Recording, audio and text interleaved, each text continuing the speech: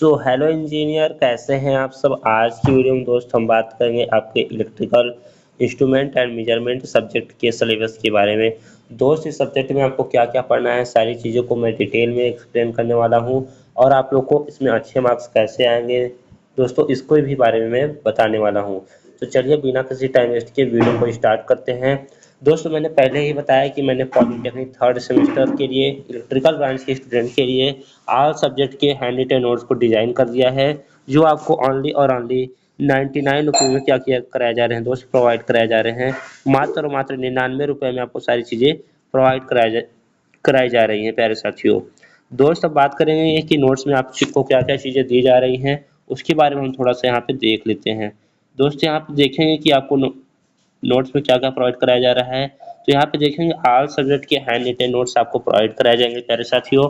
उसमें क्या रहेगा दोस्त, आपको हैंड रिटन नोट्स रहेंगे, मेरे खुद के नोट्स रहेंगे और आपको हर सब्जेक्ट के इंपॉर्टेंट क्वेश्चंस की भी पीडीएफ दी जाएगी और आपको हर सब्जेक्ट के प्रीवियस ईयर क्वेश्चंस पेपर भी दिए जाएंगे। और सब्जेक्ट की बात करें तो दोस्त सब्जेक्ट में क्या क्या रहेगा, अप्लाइड मैथ थर्ड रहेगा दोस्त, और आपका इलेक्ट्रिकल मशीन का नोट्स रहेगा, डिजिटल इलेक्ट्रॉनिक्स रहेगा, इलेक्ट्रिकल इंस्ट्रूमेंट एंड मेजरमेंट रहेगा, और क्या है दोस्त आपका इलेक्ट्रॉनिक्स इंजीनियरिंग जो मटेरियल वाला सब्जेक्ट है आपका, electrical and electronics engineering material का जो सब्जेक्ट है उसके भी नोट्स आपको हर एक चैप्टर के प्रोवाइड कराए जाएंगे दोस्त। उसके आगे हम बात करते हैं जो आपका लास्ट सब्जेक्ट है environmental studies and disaster management, इसके भी सब्जेक्ट आपको दिए नोट्स आपको क्या कराए जाएंगे प्यारे साथियों, प्रोवाइड कराए जाएंगे। तो नोट्स को आपको कैसे लेना होगा, कैसे आपको नोट्स मिल पाएगा, तो उसके लिए यहाँ पे फोन स्क्रीन पे आपको एक मोबाइल नंबर दिख रहा है, इस पर आपको क्या करना होगा, मात्र और मात्र 99 रुपये का पेमेंट का स्क्रीनशॉट भेज देंगे।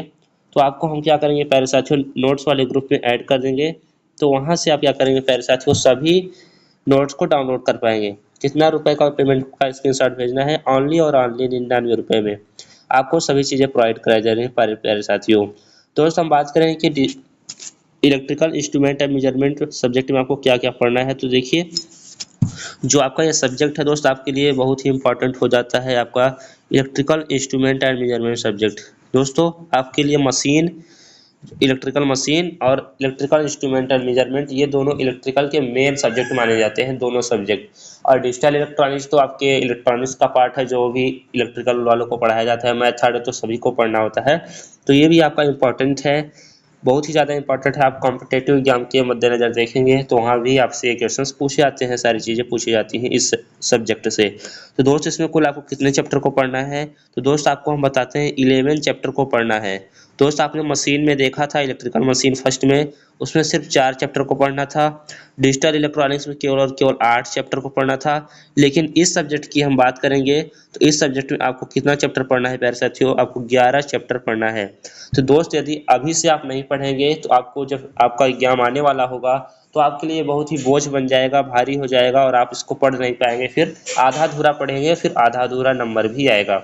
यदि आप चाहते हैं कि 30 नंबर 30-35 नंबर आपको मिल जाए, जिससे आपके परसेंटेज में सुधार हो जाए, आपका 80% के लगभग आपका इजीली बन जाए, तो आपको अभी से इसको पढ़ना होगा प्यारे साथियों। इसको नोट्स को मैंने डिजाइन कर दिया है, तो इसके हर चैप्टर के नोट्स आपको मिल जाएंगे, आप लोग प्राप्त कर सकते हैं, इजीली नोट्स ग्रुप में ज्वाइन हो सकते हैं।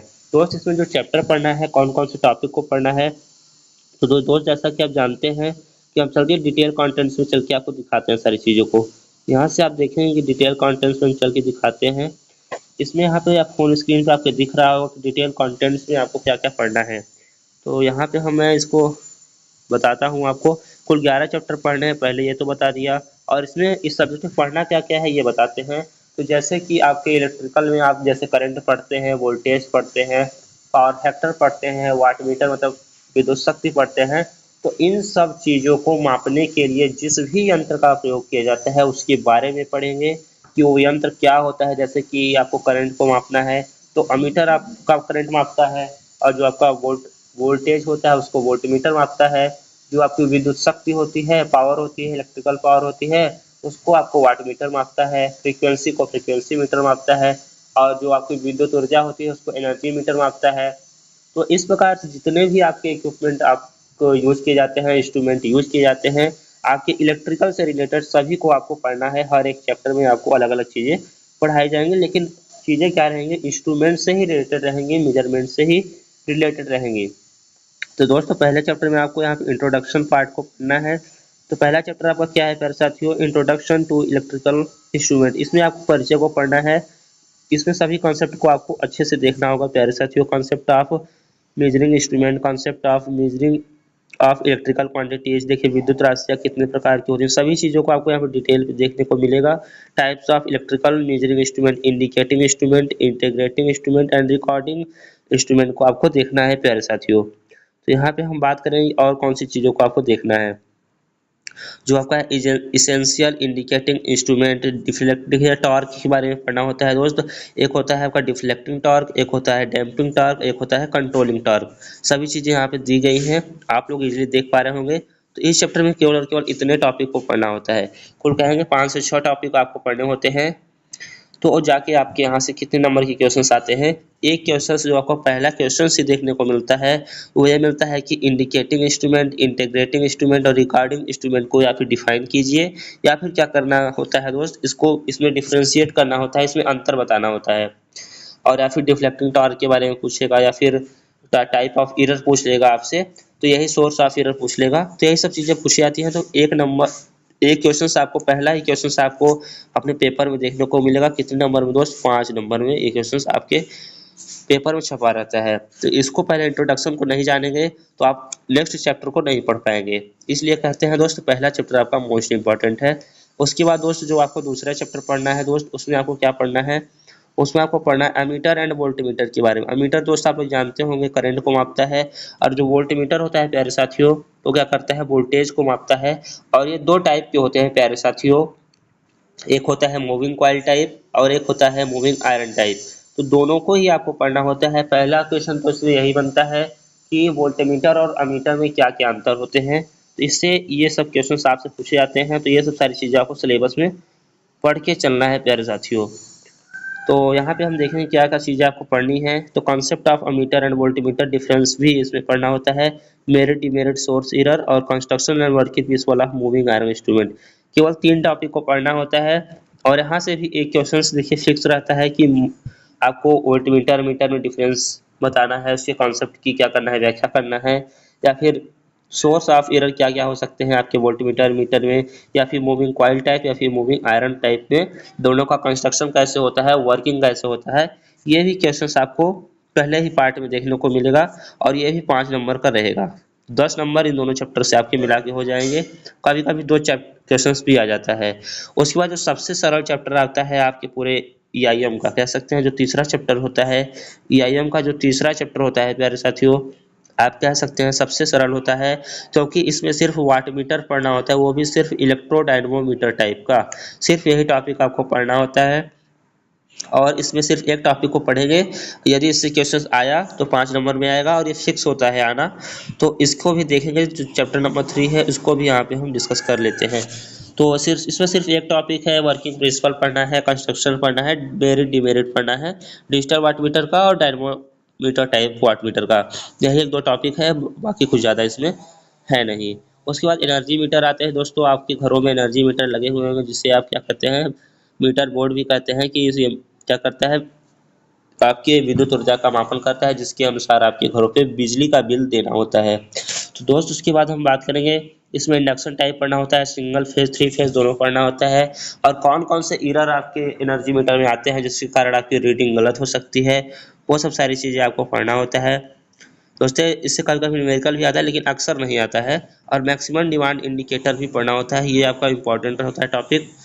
तो मैक्सिमम डिमांड इंडिकेटर भी पढ़ना होता है। उसके बाद डिजिटल एनर्जी मीटर का डायग्राम, कंस्ट्रक्शन, एप्लीकेशन, सभी चीज़ें पढ़नी होती हैं। ये सब नोट्स में सारी चीज़ें आपको दी जाएंगी, तो आप लोग वहाँ से पढ़ेंगे तो सारी चीज़ें आपको समझ में आएंगी। और जो आपका चैप्टर 5 होता है दोस्त, चैप्टर 5 में देखिए देख सकते हैं मिसलेनियस मेजरिंग इंस्ट्रूमेंट। देखिए इसमें कई मेजरिंग इंस्ट्रूमेंट होते हैं, शामिल होते हैं, जिसका उपयोग हम क्या करते हैं कि इलेक्ट्रिकल राशियों को मापने में करते हैं दोस्त प्यारे साथियों।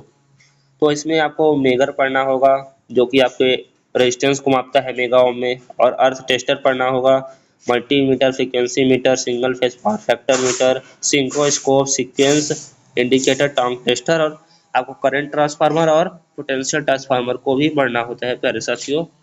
यहाँ पे देखेंगे पोटेंशियल ट्रांसफार्मर, यहाँ पे लिखा हुआ है पीटी। पीटी कहने का मतलब है ये क्या है, पोटेंशियल ट्रांसफार्मर होता है प्यारे साथियों। और दोस्त हम बात करेंगे जो आपका चैप्टर नंबर 6 होता है, चैप्टर नंबर 6 में क्या होता है दोस्त, आपको इलेक्ट्रॉनिक इंस्ट्रूमेंट के बारे में पढ़ना होता है प्यारे साथियों। तो इस चैप्टर में आपको इलेक्ट्रॉनिक इंस्ट्रूमेंट को पढ़ना होता है। जितने भी इलेक्ट्रॉनिक के इक्विपमेंट होते हैं उसमें कौन कौन से इंस्ट्रूमेंट को यूज किया जाता है। राशियों को मापने के लिए जैसे सीआरओ का यूज होता है। आपके इलेक्ट्रॉनिक लैब में आप लोगों ने गए होंगे, एनालॉग के लैब में देखा होगा सीआरओ रखा होगा, वहाँ पे डिजिटल मल्टीमीटर होगा। ये सारी चीजें आपको पढ़ाई जाती हैं। केवल 2 टॉपिक पढ़ना होता है। तो सीआरओ और एलसीआर मीटर मिला के 10 नंबर का आपका वेटेज रखता है। एलसीआर मीटर में तो केवल और केवल एक टॉपिक पढ़ना होता है एलसीआर मीटर के बारे में, उसके ब्लॉक डायग्राम को, कंस्ट्रक्शन वर्किंग और एप्लीकेशन को, उसका उपयोग कहाँ कहाँ पे होता है।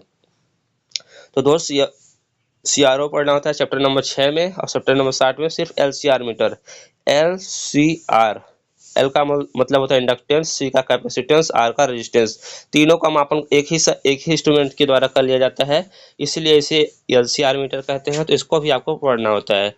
जो चैप्टर नंबर 8 है दोस्त, 8वां जो चैप्टर आपको पढ़ना है वो आपको पढ़ना है पावर मेजरमेंट इन 3 phase AC circuit. 3 phase AC circuit में पावर मेजरमेंट, विद्युत शक्ति का मापन कैसे करते हैं। तो 2 मेथड से किया जाता है दोस्त, 2 watt meter method and 3 watt meter method.